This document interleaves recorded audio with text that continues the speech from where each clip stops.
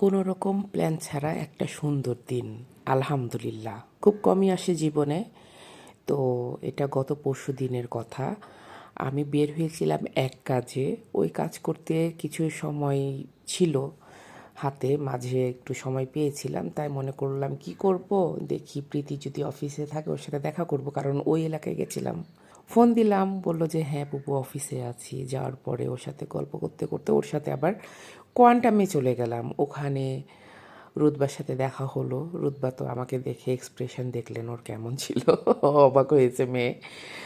আচ্ছা, তো ওখানে আমরা মেডিটেশন আর ইয়োগা করেছি। সত্যি করে এত ভালো লেগেছে। তারপরে ওখান থেকে বের হয়ে আবার ওর সাথে ওর বাসায় চলে গেছি। ওখানে চা নাস্তা করেছি, ডিম পোচ খেয়েছি। দেখেন আমরা হেলদি খাবার খাইতে হবে দেখে ডিম পোচ খেয়েছি, মেনে নিলাম। তারপরে দুধ চা খেয়েছি, সাথে বেগুনি পেঁয়াজি।